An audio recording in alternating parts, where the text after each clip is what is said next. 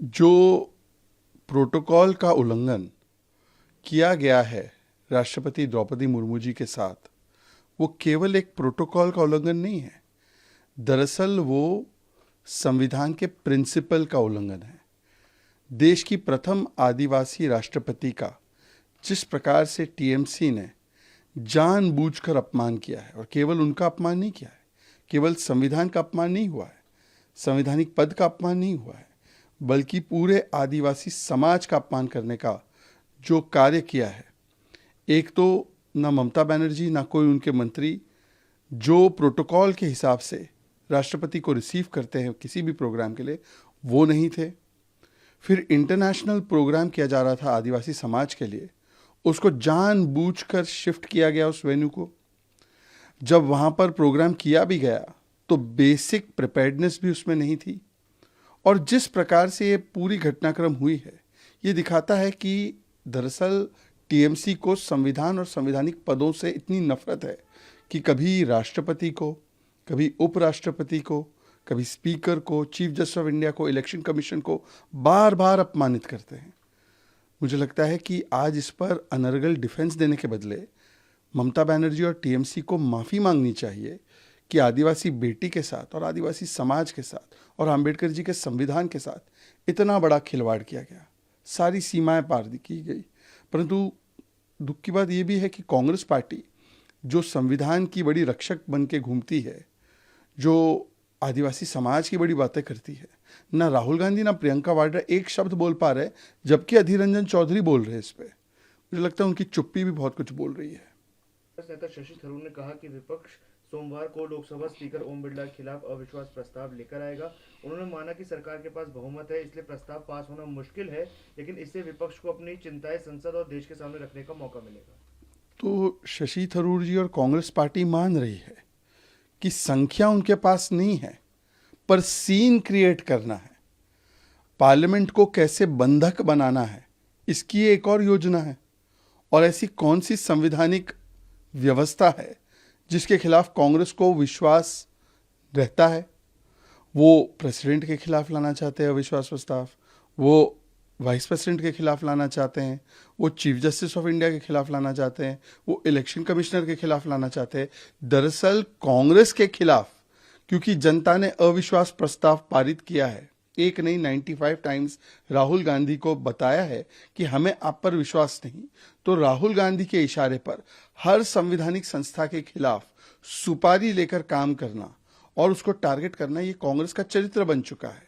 और कांग्रेस ने तो हमेशा से दिखाया है कि वो ईएमआई पर चलती है, एंटाइटल्ड मानसिकता ऑफ इंदिरा। तो इमरजेंसी मानसिकता और एंटाइटल्ड मानसिकता के चलते 75 में भी संवैधानिक संस्थाओं को टारगेट किया, आज भी कर रहे हैं। कहा कि अगर केरल में यूडीएफ की सरकार बनती है तो वो 5 गारंटी देते हैं, जिसमें है सभी महिलाओं को मुफ्त बस यात्रा, कॉलेज की छात्राओं को हर महीने 1000 रुपए, पेंशन बढ़ाकर 3000 रुपए दी जाएगी, हर परिवार को 25 लाख रुपए तक स्वास्थ्य बीमा मिलेगा और छोटे व्यवसाय को 5 लाख रुपए तक बिना ब्याज का ऋण दिया जाएगा। राहुल्स गारंटी मीन्स करप्शन की गारंटी, लूट की गारंटी, धोखे की guarantee. The same guarantee promises were made in Himachal, Telangana and Karnataka. What is the situation there? Instead of fulfilling those guarantees, people in Karnataka are seeing the highest amount of corruption and highest amount of taxes. Himachal and Telangana have been taken to complete bankruptcy. There also the guarantees have not been fulfilled. Rahul ji, you had said you will give 1500 rupees to every woman in Himachal Pradesh. How many women have got it? You said that you will reduce the electricity prices, diesel prices, petrol prices. Rather than that, you have increased the prices there. So, धोखे की guarantee, economic instability की guarantee, and ensuring that the state economy goes into complete doldrums, that's the only guarantee of the Congress. कहा गया कि Indian government Dunki farming के लिए 50 लाख तक के इंसेंटिव देने को तैयार है। उसके बाद कांग्रेस केरला ने इसे रिट्वीट करते हुए कहा है कि is it after Dhruv Rathee's Dunki जी comment that BJP India looking for replacement of Modi ji. देखिए, ये मोहब्बत की दुकान नहीं, ये गाली गलौज और नफरत के भाईजान हैं। और कांग्रेस पार्टी गांधीवादी नहीं, ये गाली वाली है। अभी हाल ही में कांग्रेस टॉपलेस होकर गई थी एआई समिट में, अब वो टेस्टलेस भी हो चुकी है। अब वो किस प्रकार से ब्रेनलेस भी हो चुकी है। 150 से अधिक गालियां मोदी जी को उन्होंने दी है और उनकी जाति को, उनके परिवार को आज भी जो टिप्पणी की गई है केरला कांग्रेस के द्वारा, वो पहली बार नहीं की गई है। उन्होंने बिहारियों की तुलना बीड़ी से की। अब जो टिप्पणी की है वो सीधे मोदी जी की माताजी और पिताजी पर कमेंट किया है उन्होंने। मोदी जी की माताजी को 4 बार गालियां दी बिहार में।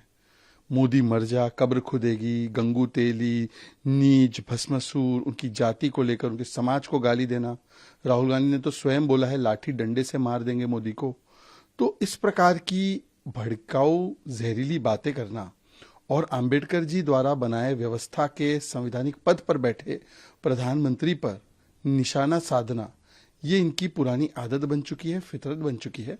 जनता तो इसका जवाब देगी, पर जो मोहब्बत की दुकान और संविधान के सम्मान का बड़ा दावा करते हैं, ये तो नफरत के भाईजान हैं।